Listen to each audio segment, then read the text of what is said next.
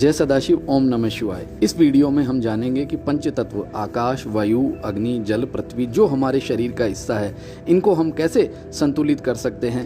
आज मैं आपको कई तरीके बताने वाला हूं जिनसे कर पाएंगे आप अपने पंच तत्वों को संतुलित। तो वीडियो को अंत तक देखते रहें। तो आइए पहले जान लेते हैं कि पंच तत्वों के संतुलित रहने से हमें क्या शक्तियां मिलती है। पंच तत्वों के संतुलित रहने से हमारी इंट्यूशन पावर अर्थात हमारे अंतर्मन की शक्ति बढ़ जाती है, हमारी इंटेलिजेंस यानी बुद्धि तेज हो जाती है, हमारी समझ बढ़ जाती है, हमारा कार्य कौशल और कार्य क्षमता बढ़ जाती है, वाणी प्रभावशाली हो जाती है और हमारे जीवन में योग घटित होने लगता है अर्थात परमात्मा से नज़दीकी बढ़ती है और शरीर तो हमारा निरोग हो ही जाता है। तो पहला तत्व है आकाश तत्व। आकाश तत्व हमारे सूक्ष्म शरीर जिसको मन कहते हैं को रिप्रेजेंट करता है। आकाश तत्व से ही हमारा मन बनता है। आकाश तत्व असीम यानी लिमिटलेस होता है, ऐसे ही हमारा मन भी असीम होता है। आकाश तत्व में कोई भार या वेट नहीं होता, ऐसे ही हमारे मन का कोई वेट नहीं होता, क्योंकि मन की कोई फिजिकल एग्जिस्टेंस अर्थात भौतिक सत्ता है ही नहीं। यदि आप आकाश तत्व को साध लेते हैं तो मन शक्तिशाली हो जाता है, मन के विचार करने की शक्ति बढ़ जाती है। आकाश तत्व का हमारे जीवन में बहुत महत्व है। सुख शब्द का मतलब ही है अच्छा आकाश। सुख शब्द में सु शब्द का अर्थ है अच्छा और ख शब्द का अर्थ है आकाश, अर्थात जिनका आकाश तत्व अच्छा है उनके जीवन में सुख ही सुख होता है। तो आइए जानते हैं आकाश तत्व को आप कैसे मजबूत कर सकते हैं। आपको रोज 10 से 15 मिनट आकाश का ध्यान करना है। आपको करना क्या है, आकाश के नीचे खुली हवा में आपको लेट जाना है और आपको आंखें बंद करके ध्यान करना है कि आपके चारों ओर सर्वत्र आकाश है और जो भी आप कार्य करते हैं या जो भी आपका उद्देश्य है उसका ध्यान कीजिए। इससे होगा क्या कि आकाश में जो भी विचार सूक्ष्म रूप में आपके ध्यान किए गए विषय से संबंधित होंगे वो आप तक पहुंचने लगेंगे। आपको ढेर सारे आइडिया उस विषय पे आने लगेंगे और उस विचार शक्ति से आपके सारे कार्य बनने लगेंगे। अब जानते हैं वायु तत्व को कैसे संतुलित कर सकते हैं। वायु तत्व मजबूत होने से सक्रियता बढ़ती है, एक्टिवनेस बढ़ती है, शीघ्र चलने की शक्ति प्रकट होती है, तेजी से कार्य करने की क्षमता होती है, प्रोडक्टिविटी बढ़ती है। वायु तत्व संतुलित करने के लिए आपको रोज 5 से 7 बार भुजंगासन करना है और 2 से 3 बार आपको धनुरासन करना है और दोनों को साथ में भी कर सकते हैं। इससे 10 या 15 दिन में आप देखेंगे कि आपका वायु तत्व संतुलित हो जाएगा। अग्नि तत्व का संबंध बुद्धि से है। अग्नि तत्व मजबूत होने से, संतुलित होने से बुद्धि तेज होती है और निर्णय लेने की क्षमता भी तेज होती है, नेतृत्व करने की शक्ति आती है।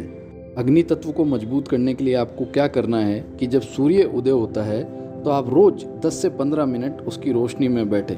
10 से 15 मिनट सूर्य की किरणों को अपने शरीर पे पड़ने दें और इसके साथ आप क्या कर सकते हैं कि सूर्य को आप जल भी समर्पित कर सकते हैं जिसको अर्घ्य बोलते हैं। ध्यान रहे आपको अर्घ्य देते समय सूर्य किरणों को जल में देखना है। इससे 10 से 15 दिन में ही आपका अग्नि तत्व बढ़ने लग जाएगा और 2 से 3 महीने में आपका अग्नि तत्व बहुत ही मजबूत व संतुलित हो जाएगा। तो अब बात करते हैं जल तत्व के विषय में। देखिए हमारे शरीर में जितने भी फ्लूइड हैं वो जल का ही रूप है और जल तत्व भावनाओं व रचनात्मकता को बताता है। जल तत्व यदि संतुलित है तो ये खुशी, उत्साह और उल्लास को बढ़ाता है, सद्भावनाएं बढ़ती है, कभी फ्रस्ट्रेशन और डिप्रेशन नहीं आता है। जल का मतलब ही रस है।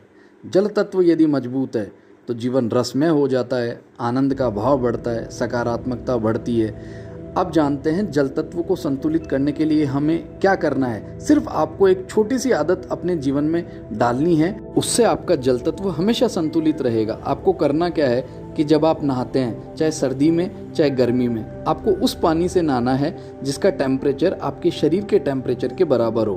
पानी का टेम्परेचर चेक करने के लिए आप अपना हाथ पानी में डालिए। न तो पानी आपको गर्म लगना चाहिए और न ठंडा। साल भर यदि आप ऐसे पानी से नहाएंगे तो आपका जल तत्व बिल्कुल संतुलित हो जाएगा। तो अब जान लेते हैं पृथ्वी तत्व के विषय में। पृथ्वी तत्व दृढ़ता और स्थिरता को बताता है। यदि पृथ्वी तत्व संतुलित है तो जिम्मेदारी का भाव भी बढ़ता है। आइए अब जानते हैं कि पृथ्वी तत्व को संतुलित करने के लिए क्या करना है। इसके लिए रोज आपको 2 से 5 किलोमीटर बिना चप्पल या जूते पहने अर्थात नग्न पैरों से आपको भूमि पर चलना है। इससे भूमि आपके विषैले तत्व खींच लेगी और पृथ्वी से नई ऊर्जा हमें मिलती रहेगी। जब भी आप किसी धार्मिक स्थल की यात्रा पे जाते हैं या धार्मिक स्थल की परिक्रमा करते हैं, जैसे गिरिराज जी की परिक्रमा करते हैं या आप कावड़ लाते हैं, तो आपको करना क्या है, ये सब यात्राएं आपको पैदल ही करनी है और ध्यान रखना है आप नग्न पैरों से ही ये यात्राएं पूरी करें।